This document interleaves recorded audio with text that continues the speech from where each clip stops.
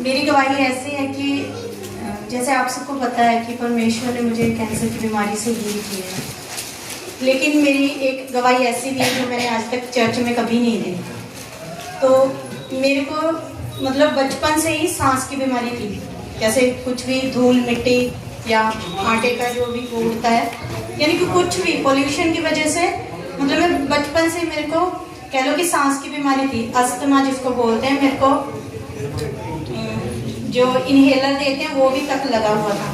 तो हमारे पास मतलब मेरे हस्बैंड एक डॉक्टर से दवाई लेके आए थे। उन्होंने एक पर्ची लिखी थी कि जब इनको ये प्रॉब्लम आए ना तो उसको दिखाकर ये दवाई ले लिया करना।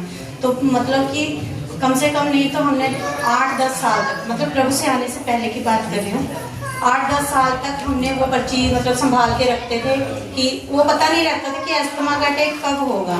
कि जब मैं कुछ भी ऐसा धूल मिट्टी वाला काम करती तो मेरी सांस ऊपर मतलब बहुत बुरा हाल होता था मेरा। तो फिर वो दवाई संभाल के रखते थे, फिर वो अगर प्रॉब्लम होती थी फिर डॉक्टर को दिखाते थे, फिर लेके आते थे। लेकिन मैं जब प्रभु में आई तो प्रभु मैं आई तो कैंसर की वजह से थी कि मैं कैंसर हील होगा मेरा, ऐसा था। लेकिन प्रभु ने मुझे उस बीमारी से तो निकाला। लेकिन मैं प्रभु का धन्यवाद करती हूँ, प्रभु ने मुझे जो अस्थमा जो कहते कभी ठीक नहीं होता, परमेश्वर ने मुझे उससे भी निकाला। अब मुझे पता भी नहीं, 7-8 साल हो गए, मुझे पता भी नहीं कि वो दवाई की पर्ची कहाँ गई।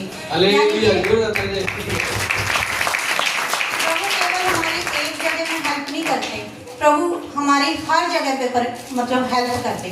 मैं परमेश्वर का धन्यवाद करती हूँ, प्रभु ने मेरी जिंदगी में बहुत बड़े बड़े काम किए। सबको जय मसीह।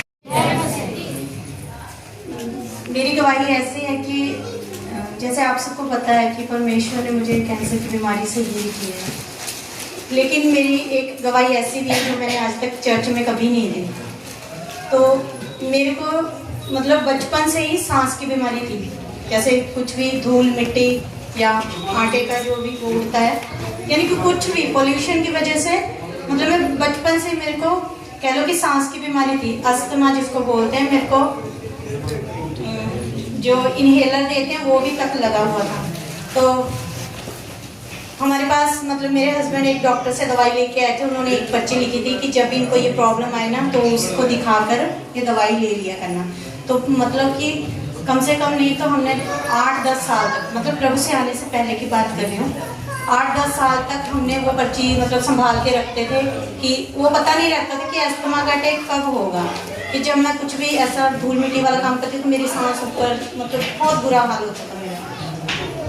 तो फिर वो दवाई संभाल के रखते थे, फिर वो अगर